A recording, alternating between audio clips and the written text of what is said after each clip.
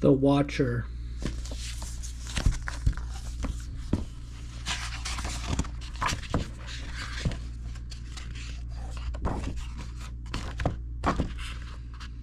Jane, Jane, where are you? Jane, can you hear me? Everyone had been searching for hours and hours, looking for little Valerie Jane Goodall. Then from the hen house, Jane came running to her mother, shouting, I know how an egg comes out.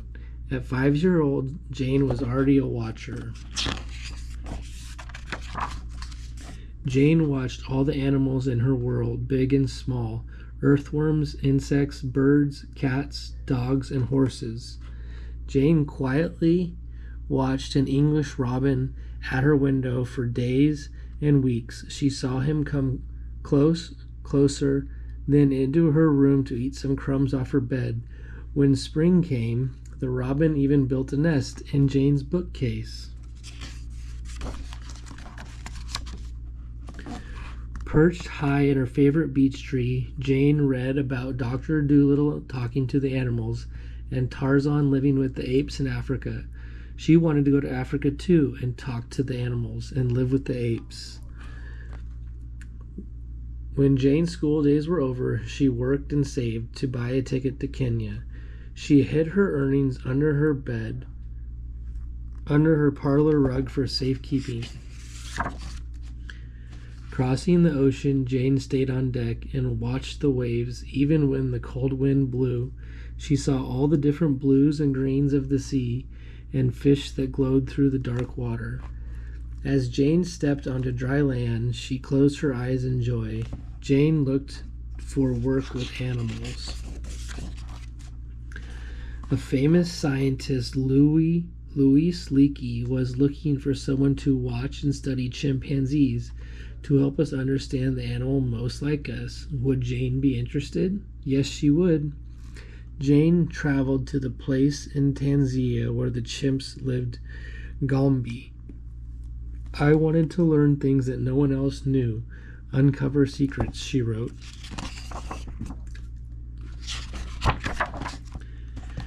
She set up camp far from any human dwelling. The first night, Jane lay awake listening to new sounds, the croak of a frog, the hum of crickets, the laugh of a hyena, the hoot of an owl, and looking up at the stars, she knew she was home. At dawn, Jane walked into the forest. Up high, she found a peak to watch from. Every day, she climbed to the peak to look for chimps. But though she could hear their pant-hoot calls to one another, she didn't see them. Jane walked down into the forest, hoping a chimp would appear.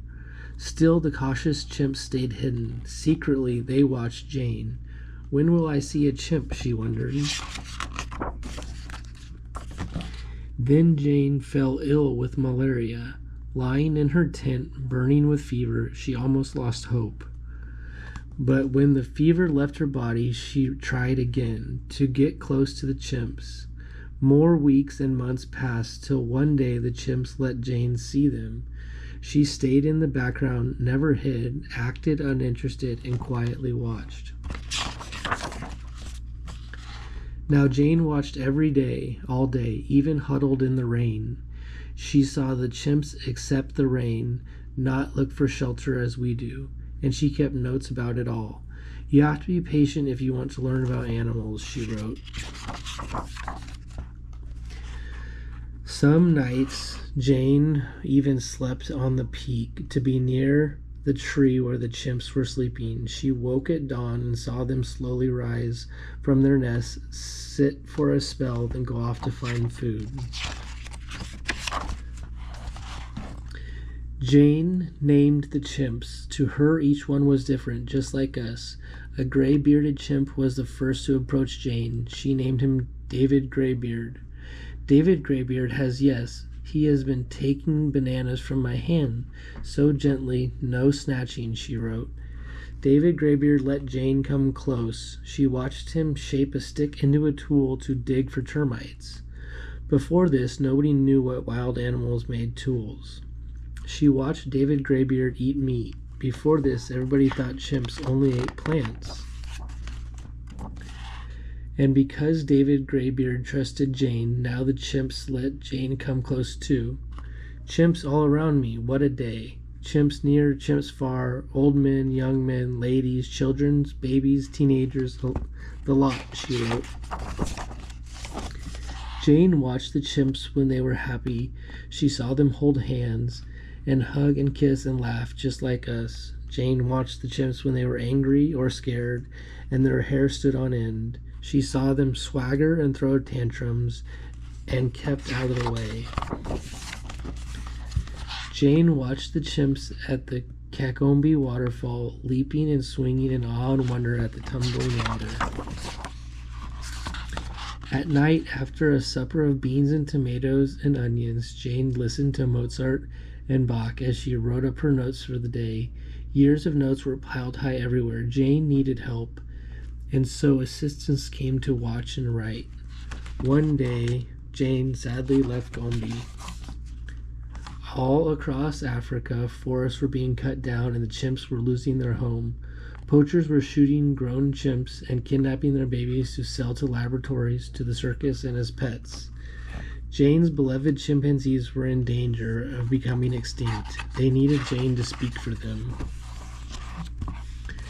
Jane hated to leave her friends, but she knew she must. She traveled to big cities and small towns the world over, month after month, year after year, asking for help to save the chimps and the forest. Jane returned to the forest of Gombe whenever she could. She climbed up to the peak, calling hello to the streams and the hills and trees, David Graybeard at her side. Jane watched and listened again to the pant-hoot calls of her friends, and when she went back to civilization to speak up out for the chimps, Jane carried with her peace of the forest. The forest in Gombe, where she talked to the animals like Dr. Dolittle and walked unafraid like Tarzan and watched and wrote and opened a new window for all of us, the world of chimpanzees.